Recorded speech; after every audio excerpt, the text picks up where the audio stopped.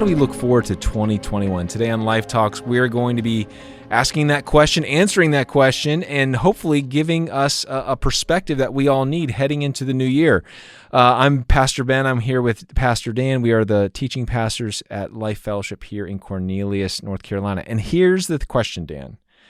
We spent the last episode kind of, 2020 has been hard. We've learned some lessons. We've kind of put our finger on the pulse on our lives, on church, on culture, on all these things.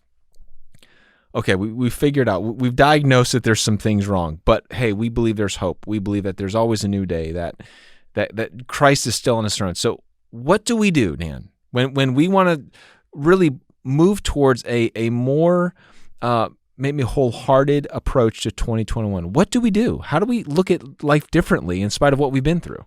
Yeah, I've been thinking some about this, and here's where I'm kind of ready to go with my own life. I'm ready for a hard restart. Have you ever worked with one of your electronics, whether it's your iPad or your computer, your laptop, or your phone? But every once in a while, it'll just go out. nuts. It just wigs out. Yeah. And so you're talking to, the guy in India who's telling you how to fix your stuff. Yeah. And he says, okay, press down on the power button for 10 seconds and it'll go off. And then there's this pregnant pause that you think, oh no, I've destroyed this machine. And then all of a sudden it flickers back to life and it reboots and it's better. Mm-hmm. I think 2021 may be the year of the hard restart for a lot of areas, at least of my life. I've realized that I had developed some areas of unhealth, I think, that 2020 made me confront, whether it was just almost an addiction to work. Because I got to tell you, when we went on that lockdown, those first 10 weeks. I remember, man. My first 2 or 3 weeks, I was a mess. By the end of the 10 weeks, I was like, I want some more of these. It was everyone got a sabbatical. I hadn't felt that chill. Yeah, even though you and I were still very, very busy. Right. And members of our team, it was just a different kind of busy. Right. It was a more focused busy, yes. and I learned some things in that. But also just, I haven't been to a movie theater in a year. I got to thinking, and I'm watching a whole lot less TV than I used to because everything's reruns, right? And even the ones that are starting to come back, they all got masks on, and I just think it looks stupid, and so I'm not watching them. Just enjoying things like a drive or puttering around in my yard. So they're those things I don't want to lose. I want to keep. At the same time, there's going to, we know that all the research is saying that between 25 and 30% of the people that were part of our fellowships and congregations prior to COVID are never coming back. Mm-hmm. They're gone forever. Mm-hmm. So we're going to have to do a hard reset in churches. We have to do everything from relook at our budget to relook at our volunteer pool to how we're going to reach the community. And while these are frustrating and difficult, and it's a back to basics time, it's also a time for health. Because generally speaking, the people that disappeared probably were dead weight before. They weren't real serious about their walk or their faith. And so now we have an opportunity to reach people that we've never reached before if we'll just be serious about it. So it's back to basics with evangelism, discipleship, small groups, those kind of things. Yeah. So I think there's opportunities in the year as well. But I got to tell you, Ben, I don't know about you. I don't know about a lot of Cox. I'm exhausted. I'm really, really tired. Yeah. I'm emotionally tired. I'm spiritually tired. I'm tired of a lot of the criticism that comes with leadership, and we all know it. It's real, so you don't whine about that. But it doesn't seem to be important. Yeah. When we're like you mentioned in the last episode, when we're fussing about masks, if you want to fuss with me about believing the Bible's really true, the tenets of the gospel, and those kind of conflicts energize me, but smaller ones, they exhaust me. Yeah. So at some point, I'm going to have to find a way to recharge my batteries. Maybe it's because I'm a little older than I used to be or whatever, but I find a lag in energy that's kind of a consequence of 2020. I was talking to a friend of mine when this whole thing hit, I was calling all my friends, pastor friends around the nation, finding like, what are you guys doing? What are you learning? I mean, we were just on this fact-finding mission to say, okay, how are you dealing with this? How are you handling this? And so that was a helpful thing for you and I. But I remember talking to someone who had been on a conference call with a pastor in Oklahoma City, and you remember gosh, how many years ago? Maybe 25 years ago when the bombing in Oklahoma City, the federal building. At least 25, maybe 30. Something like that. But that was a significant event that McVeigh. you and I remember, Yeah. correct? I was in college during that time, and he said the churches in that city, I mean, it was like there wasn't a church that wasn't affected by that tragedy.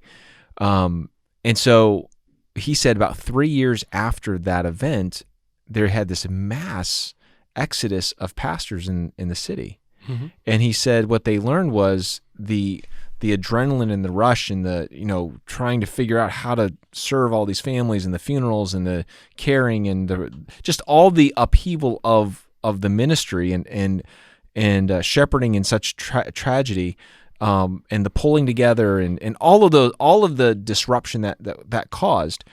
After about 3 years, almost 70% of the pastors were burned out in that city. Mm. And I thought about that. And I was like, that's a really interesting, because you wonder what, as I'm not just talking about pastors here, but I'm talking all leaders. Everyone is going to face what you're feeling. And I think that's one of the things that we've got to do is learn how to rest in the midst of uncertainty, to be like, because how many times have we, throughout the course of the year, we said, well, by this date, things should be back to normal. And we would come up with the whole list of plans, the whole list of things that we wanted to do. And then 4 or 5 weeks later, we're like, we can't do anything that we planned. Yeah. And we just kept putting things off. And so that was maddening in and of itself, to say, how do you plan for something when you don't know in 6 weeks what it's going to look like? And I think maybe the wisdom in that, as we approach 2021, is we're not going to come out with these grandiose statements of 2021 is going to be the year that I fix every problem in my life. Maybe we take a more tempered approach and just say, you know what, God, I'm going to teach me how to take life day by day. Teach me how to find rest in you. Teach me how to not make super involved plans where I'm going to fall and be disappointed again. Maybe it's just one thing I'm going to walk in, one thing I'm going to focus on, one thing that I'm going to really put my attention to, so that I'm not going to be juggling a lot of different balls in 2021, the way I was in 2020, or tried to, and they all fell on the ground, and it left this upheaval inside of me. So, I mean, I think for me, one of the bits of advice I would give is don't bite off more than you can chew. Let the wisdom of this past year influence you to say, you know what, take things, you don't have to plan out a year in advance. Maybe just a couple weeks, maybe just 6 weeks, maybe 2 months, but don't let those things, the uncertainty, keep you from planning. But don't plan out the whole year and think that, like, when it doesn't happen, it's all on you. Yeah. Does that make sense? Yeah, and I think that's one of the things that has resulted in so much exhaustion. It's because, you expected to accomplish something, and you made the plans and you worked hard, and then all of a sudden it disappeared overnight. That's exhausting, because there's certain re-energizing impact that comes with accomplishing a goal, and that rejuvenates you. But if it's constantly planning and pouring and then emptiness afterwards, I think that's where a lot of people are. And I think that's one of the reasons why people are in a mode. And it is true. I mean, I just read the Vanderblom report that said about 30% of the pastors are probably going to resign in the next year or whatever. And but I think that's probably true in politics, and captains of industry. There'll be a lot of shifting happening. Yeah, and I think there's also some things that have developed as well, maybe an overdependence on alcohol, probably some isolation consequences, whether it's depression or anxiety, or just simply a loss of social skills that may have happened for a lot of people, particularly when you get to the densely populated urban areas where people have taken the quarantine idea perhaps a little more seriously than they did in the rural area. I think there's still going to be consequences that play out in 2021. So that begs the question, how do we address that? And I think back to basics is always a good thing. Do the things you know are right. Do the things that you know that work. Do the things you know that are important. Yeah. And for the church, that's evangelism and discipleship. Right. Those are the things that have to be front and center. We know that's best conducted in one-on-one relationships and small groups. So whereas we were used to gathering with hundreds and even thousands previously, maybe for the next year or two, we're going to have to emphasize in grouping in smaller groups of 2 or 3 or 10 or 20. Yeah. As opposed to that's such a great point. One of the big things I was thinking of as we were preparing for this conversation was, I think it'd be good for every single person listening to this, whether you go to Life or not, to ask yourself, how have you stepped away from a relationship, and how do you need to move into relationship? Because I think that people are just less connected across the board. I mean, you talk to any civic organization, it's not just the church, it's across the board. People have become more isolated. And I'm not saying that you shouldn't be careful, you shouldn't, that you shouldn't take precautions to protect yourself. I know because people do have health concerns during this season still. But I do think that maybe the fear of potential catching things has kept people so isolated that has, the reality is we are facing an epidemic of emotional issues. Far more. I can't remember which country it was, but it was Japan. In the country of Japan, I just read an article where it said that more people died of suicide than of COVID this year because of a lot of when you isolate, when you remove yourself from interconnections, personal connections.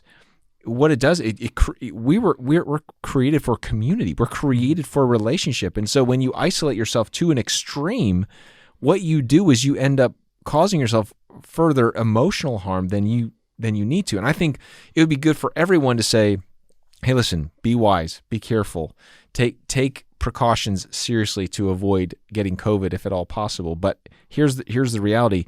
You still need relationships. Yeah. You still need friendships. You still need to be connected to a local church. You still need people in your life that are going to sit down with you, even if it's 6 feet away, and say, how are you doing? Yeah. So I think that's something that we need to think more purposefully lean more purposefully into this idea of saying, okay, maybe I took a step back in 2020 to distance myself, and maybe for a good cause, but that there's still a way forward to stay connected relationally with people. Yeah, and I think that's one of the things in our last episode we talked about things we have learned, and one of the things we didn't mention but probably should have is that technology does not replace the human connection that we all need and crave and were created to have.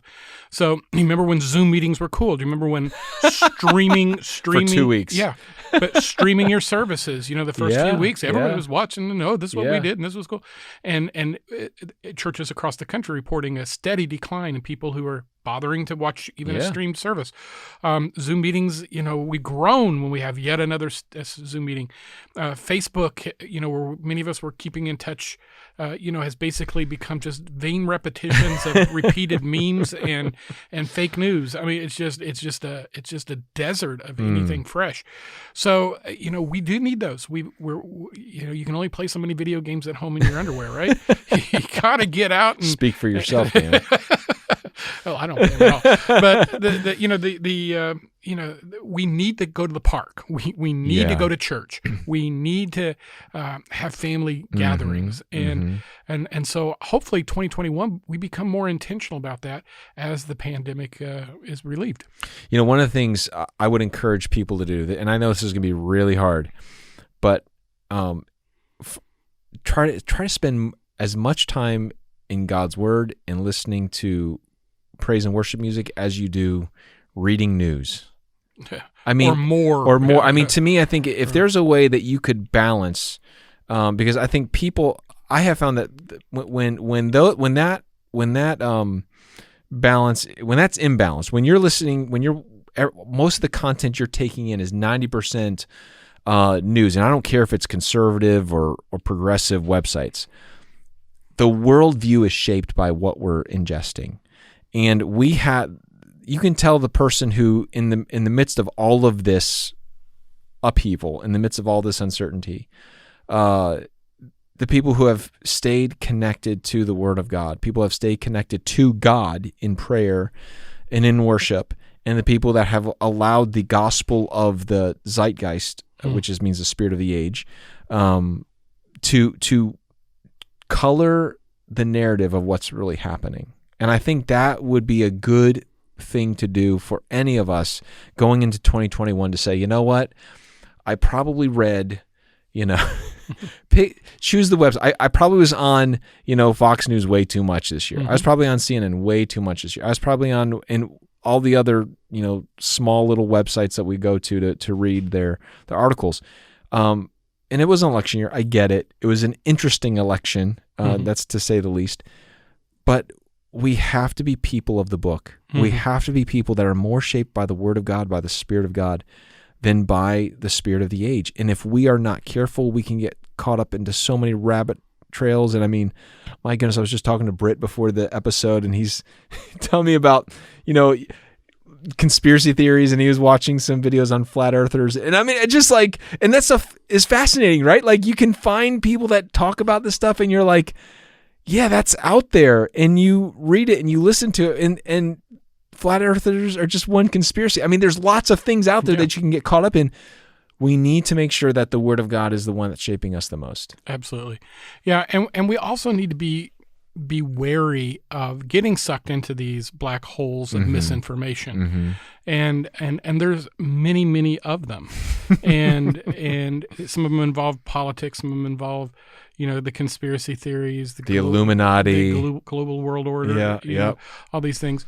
But the question we have to ask is, do we really believe what we say we believe? Do we believe God is sovereign? Do we believe He is in charge?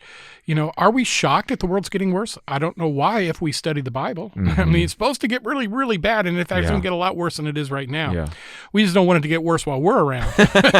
But one generation has to be there when when everything hits the fan, right? Yeah. And so why should we think that we're so special? So, in other words, we ought to be preparing ourselves for the battles to come, prepare ourselves to make a difference, prepare ourselves to be salt and light in a world that is constantly growing dimmer and, less flavorful. Yeah. We need to be able to know what we believe and why we believe it, and not be afraid of taking a stand for what is right. Yes. I think too often we have elevated comfort, whether it's relational or societal or, where we only spend time with people who think like us. Yes. And in doing so, we lose perspective on what God is doing. We lose perspective on what is really going on in the world around us. Yeah. And I think what you just said is so important, because even if I could speak to, you and I aren't just into like, let's see our numbers go up on Sunday morning. We love that. But the point is that there's a theological and philosophical belief why that's important, because every Sunday when we gather with the people of God, when we gather with the church, because the church is not a building, it's not something we go to, it's something that we are. The gathering of the saints on a weekly basis, which has been going on for thousands of years, is so crucial to our faith, because what it does is it reminds us about who we are. It reminds us about who God is. And throughout the week, you might have been hearing messages all week long that, hey, this is what's the narrative of culture and society in the world, or this is who you are. No. We need to come together, not just to sing songs and not just to hear nice teaching those are all good things, but in reality, what are we doing on Sunday mornings? When we gather the people of God together, what we're saying is, hey, listen, this is who I am. This is who we are, and I'm a part of something bigger and more transcendent and more victorious than anything that the world offers. Yeah.